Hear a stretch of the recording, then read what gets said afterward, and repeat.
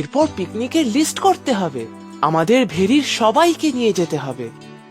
আচ্ছা, যাচ্ছি আমি স্নান করতে।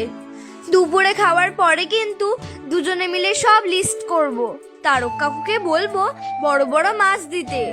নৌকার মধ্যে মাছ ভাজবো আর খাবো। কি মজা, কি মজা!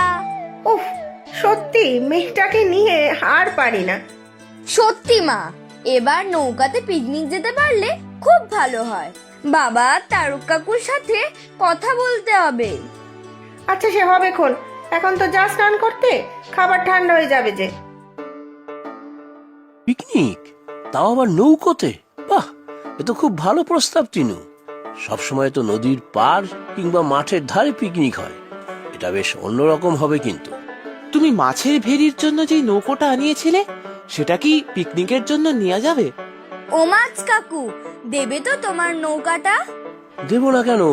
তিন্নির নৌকোতে পিকনিক করার শখ হয়েছে, আমি না করি কিভাবে? সবাই যাব এই পিকনিকে, রান্না বান্না হবে, সবাই মিলে আড্ডা মারবো, তারপর বিকেলে নৌকো করে বাড়ি ফিরবো। উফ, কি মজা হবে রে দাদা। আর মাছ কাকু, তুমি কিন্তু পিকনিকের দিন অনেক বড় বড় মাছ নিয়ে আসবে। আমরা সবাই মাছ ভাজা খাবো। মাছ ভাজা ছাড়া পিকনিক জমে না, কি বলো?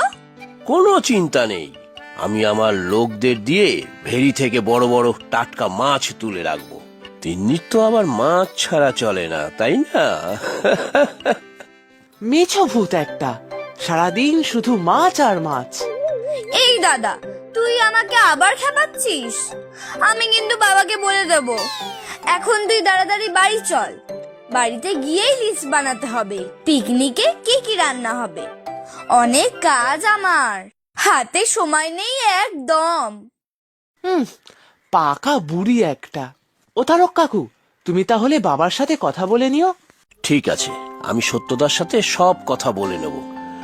সবজি বাজার, মাংস সব হাট থেকে করে নেওয়া যাবে, আর মাছ আমি মধুকে বলে দেবো, ও নিয়ে যাবে বেশ চটপটে। এই দাদা, কখন যাবি বাড়ি? পিকনিকের মেনু ঠিক করতে হবে তো। যাবো রে বাবা, যাবো। চলি তারক কাকু।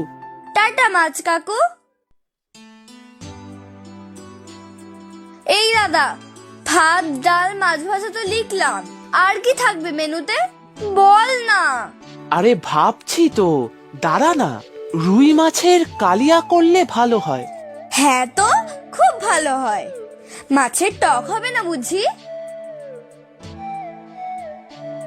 ভাই বোনে কি এত কথা হচ্ছে শুনি? এই নে চপ মুড়ি খা। তিন্নি, তাড়াতাড়ি খেয়ে নে, আলুর চপ আছে। মা, আমি আর দাদা পিকনিকের মেনু লিখছি। তা কি আছে মেনুতে শুনি?